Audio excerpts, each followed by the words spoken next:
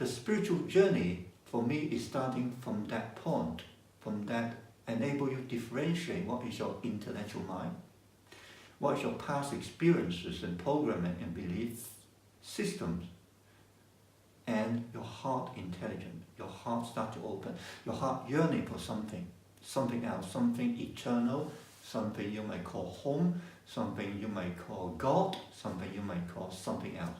Does not matter. But that is a yearning, deep yearning. Again, it's come from the yearning for deeper and more expansive love. What is that love we're yearning for? Without a better word, I call it divine love. That is the divine romance starting. And that is the heart motivation, the devotion of a seeker, of a spiritual disciple, of the awakening soul, if you like. Searching, seeking, journey on continuously toward this divine love. The deepest levels of love, that is the highest levels of love our human can actually attain. Divine love.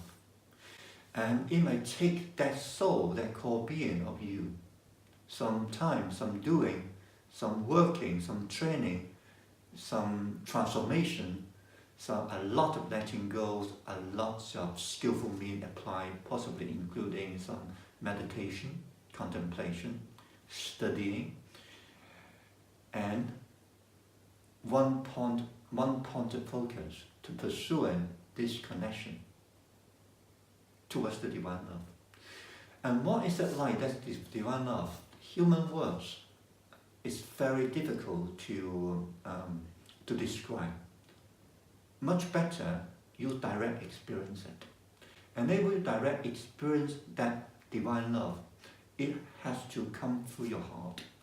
And it might apply some skillful means, as I said, maybe some type of meditation, and sometimes music, song, devotional dance and so forth can get you nearer to that yearning or that connection.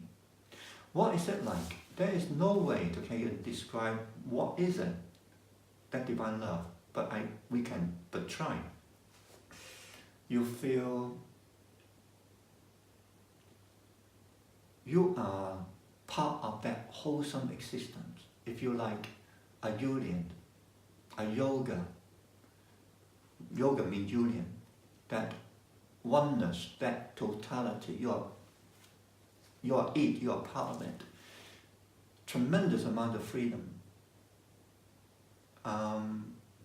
spaciousness, brightness, extreme aliveness. This aliveness is not feeling vibrant or feeling physically alive, rather is life itself, aliveness.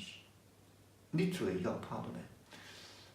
And it can be emotional and touching deeply inside your heart, a sensation of feelings of love, but on the other hand, it might not. It simply is what is. And so that divine love, and at the same time, you can communicate with it through, if you like, your heart, because itself is totally alive. And there's no temporal aspects in it. And you find its eternal nature, wholesome, and it embraces everything. Literally, you are it. And only you can enter into that state of being, it is through here and now. This moment, but not this second, not this nanosecond. It is rather through this nanosecond, tremendous amount of stillness and expand into eternity.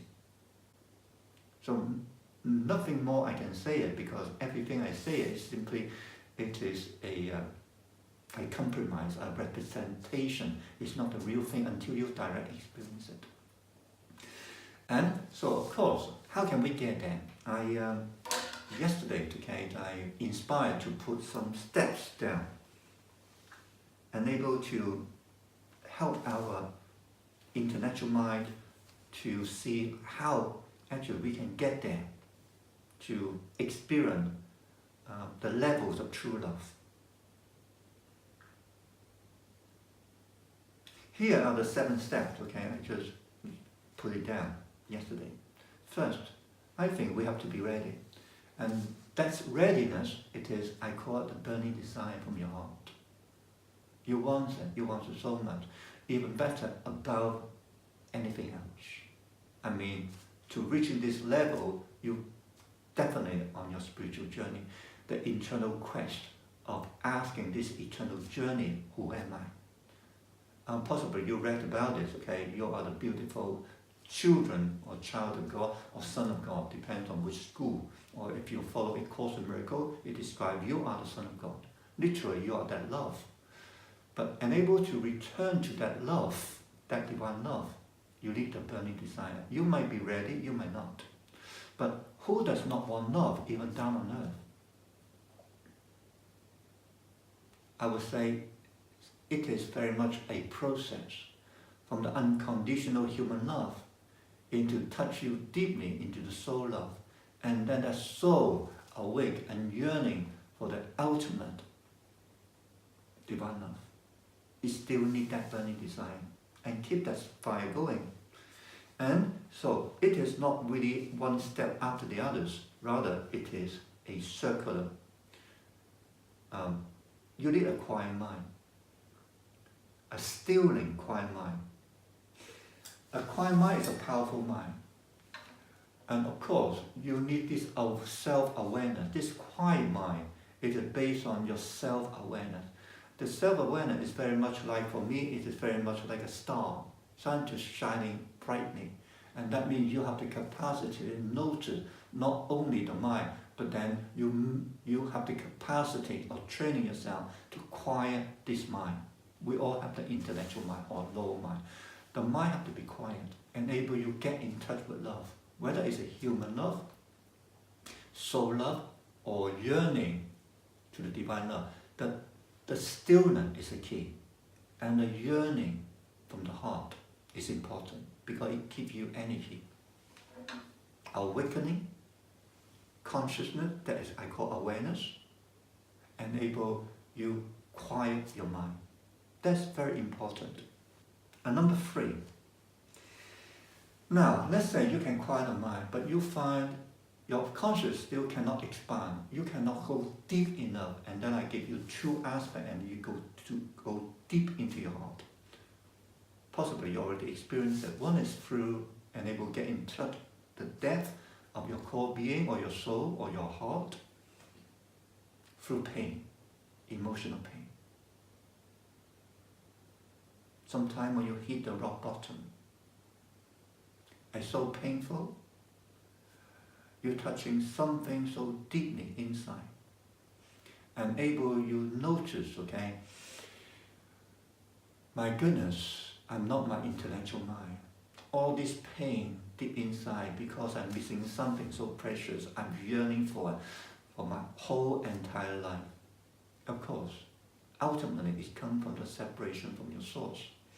But sometimes without the pain, you cannot go deep. Your consciousness do not well equipped or is not expand enough to help you to go deep. Sometimes pain does this to you. We're reaching some deep levels of pain, and then we simply, okay, kneel down and pray, I have enough, I cannot stand it anymore.